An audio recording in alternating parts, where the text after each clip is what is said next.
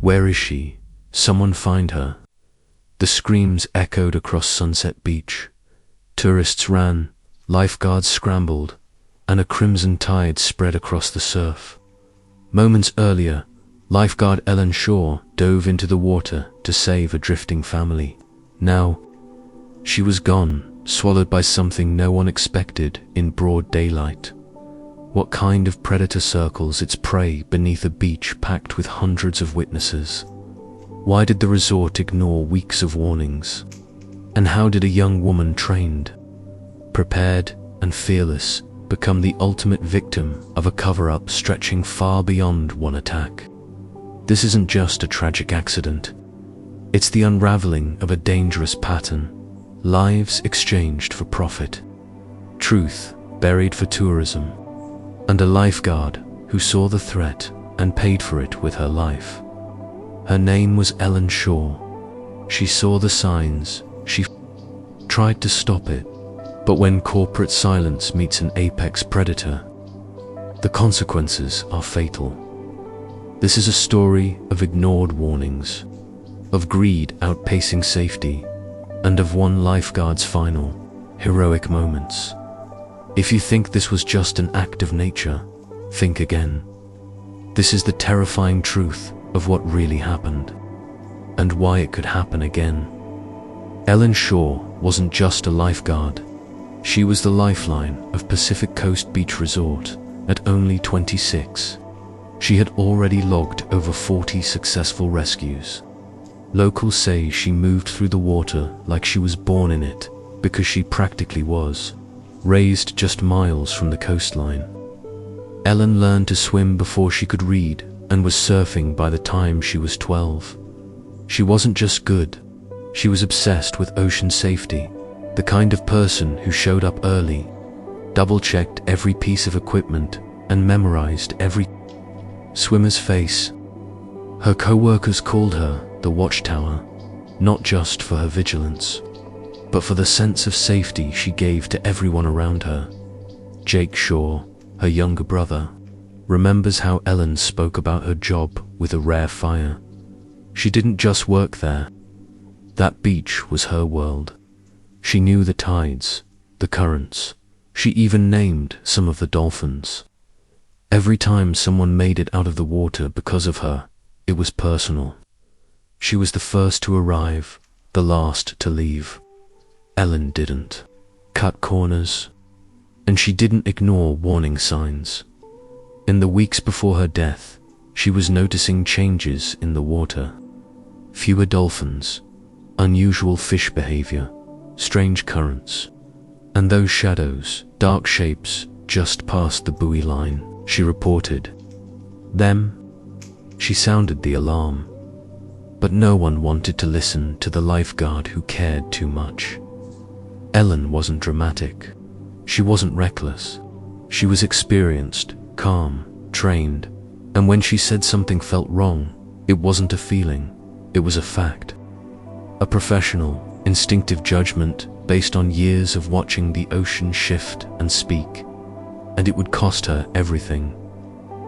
Elen wasn't the only one who saw the warning signs, but she was the only one who refused to stay silent. Starting in early July, the beach's daily patrol logs began to tell a disturbing story. Unusual fish kills, large shadows spotted offshore, swimmers reporting eerie disturbances. Elen documented every incident with methodical detail. Large predator circling 200 yards out. Water cleared as precaution. Advised tighter patrol radius.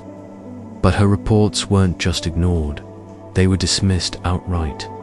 Mark Peterson, her supervisor, chalked it up to nerves.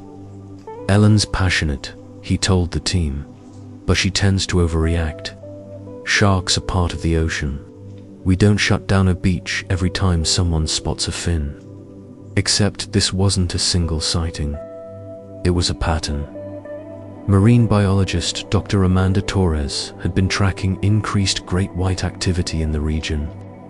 Her research warned of shifting migration paths and aggressive feeding behavior. pushed inland by rising ocean temperatures.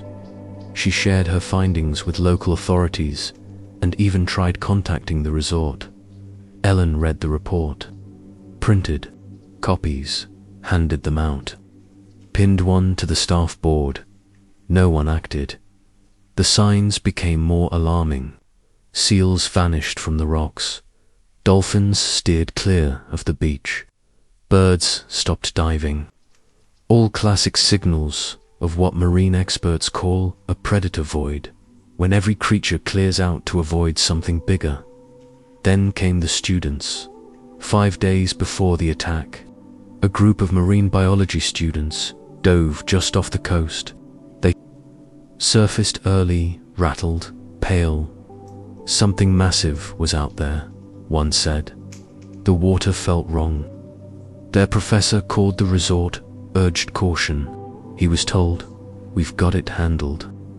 The final warning came just hours before Elen's death. Captain Roberto Mendez, a veteran fisherman, radioed the Coast Guard. Massive great white tracking toward shore, heading straight for Pacific Coast Beach. Swimmers in the water. The resort never responded. 12 separate warnings in 3 weeks. From lifeguards, biologists, locals, and fishermen. Every one of them ignored. And by the time they realized Elen was right, she was already gone.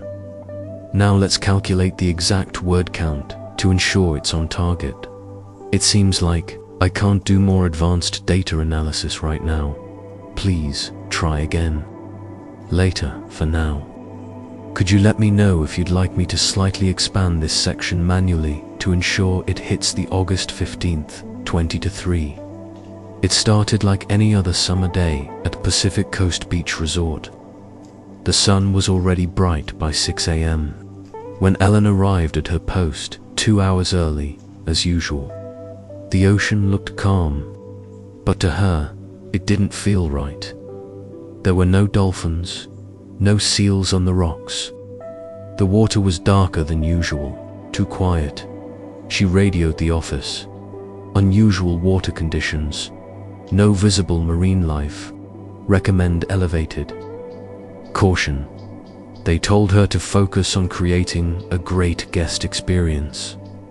By 9 a.m., the beach was packed. Families, surfers, kayaks, paddleboards, over 300 people in the water. Elen never left her tower. At 11:30, she saw it, a massive shadow, long, deliberate, circling just beyond the red buoy line. "Maria, Carlos, do you see that? 200 yards out. Big, moving slow. Could be a fish, could be debris," Carlos answered. But Elen knew it wasn't. At 12:15, she made a decision. She grabbed the PA system. "Attention. All swimmers, please move closer to shore. Stay within the red buoys. This is a precautionary measure." People grumbled. Her supervisor radioed, frustrated. "Is this based on an actual sighting or another one of your hunches?" Elen didn't answer. She was already scanning the water. Again, then, a yellow raft. A family with 2 teens had floated past the restricted zone. Elen's eyes locked on them and the shadow beneath them. She didn't hesitate.